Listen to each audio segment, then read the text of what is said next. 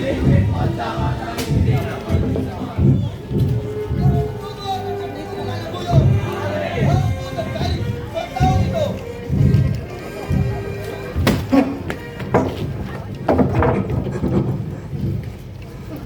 ikasyam na istasyon.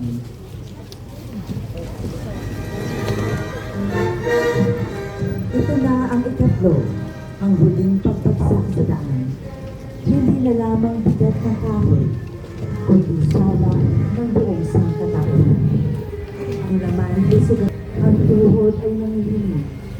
Ngunit ang pag-ibig ng Diyos na totoo ay hindi napuputol, hindi napuputay, hindi natitingnan. Tatlong ulit bumagsak ang katawan sa lupa. Tatlong ulit tinindig ang pag-asa ng taong nadapa. Na siya! Hindi na makakatayo alaga. Nalupa na siya uwi. Bago pa man makarating ang Golgotha. Bako na Nazareno!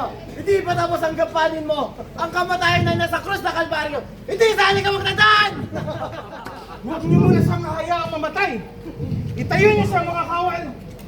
Ang hatol ay malinaw sa bundok ng Golgotha siya bibitayin! Sareno! Kumangon ka! Ang ikatlong pagbagsak ay suktulan ng kahinaan. Larawan ng taong tuluyang nadurog ng kasalanan. Ngunit sa ilalim ng bigat ng pagkadapa, ang awa ng Diyos ay muling bumabalot sa lupa. Ama, ito na ang hangganan ng aking lakas. Ang katawan ay wasak at ang puso ay patuloy na taas. Kung itong huling pagbagsak mula sa daan ng hirap, ito'y upang ang tuluyan na mo ay magkaroon pagbangon at pag-asa.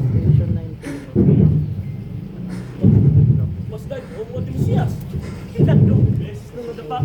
Nasa na pa niyan, sabi niya na. Ang Galileo nananahimik na. Wala na isang iba na dumarating.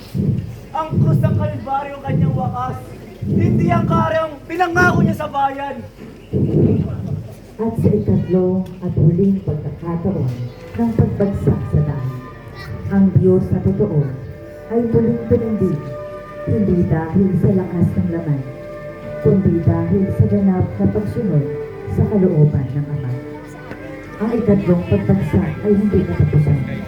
Ito ang huling hakbang bago ang ganap na handog sa krus ng Kalbaryo.